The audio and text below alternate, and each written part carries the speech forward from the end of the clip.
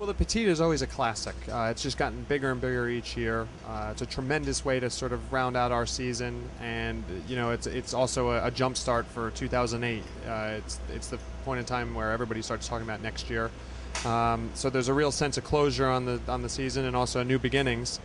And Don's always, Mr. Panos has always made a way to, keep the crowds coming out year after year. And we've been blessed by good weather. We hope that continues. The fans in Atlanta are really phenomenal. Die-hard folks. Well, it's actually amazing. The first event, even though it was an inaugural event, like most of us went into it not really knowing if it was going to catch on.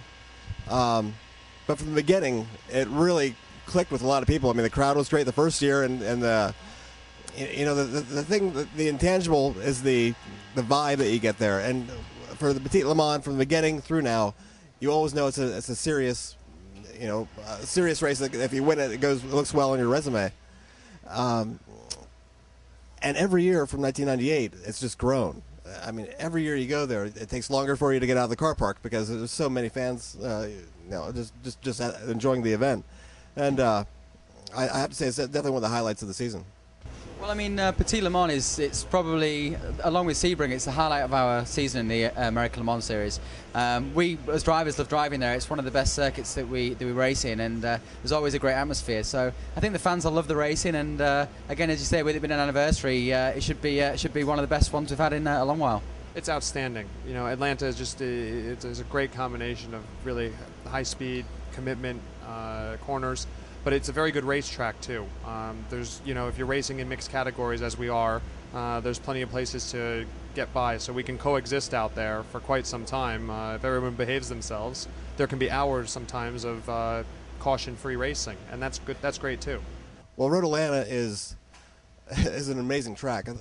I know James Weaver once figured out the amount of time that you're full throttle at Road Atlanta is much higher percentage than you are at Le Mans even.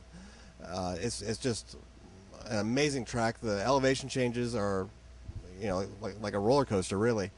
And whenever you're driving around there, and you come into the pits during practice to talk to your engineer, it takes about 15, 20 seconds just for you to stop panting and not even so much from working, but just your pulse rate is so high because of the excitement. Well, it's great. I mean, as I said, the circuit, turn one is a real challenge for us drivers. It's a fast, challenging corner, and there's very little rest around that circuit, so it's a real challenge. And I love driving there. Although last year for me was rather too exciting when I had a big crash there, but certainly looking forward to going back this year and putting the record straight. Well, I mean, I think, certainly the strategy becomes a huge part of the longer races. Every second you can save in the pits, it's a compound thing. It'll figure into the final result. There's also a lot more opportunities for, improvements because it's a long race, but there's also just as many risks of having problems. So you just have to be extra careful about everything, everything from preparing the car to our driving. You've got to push as hard as you ever do, but it's just a longer race with a lot more can happen.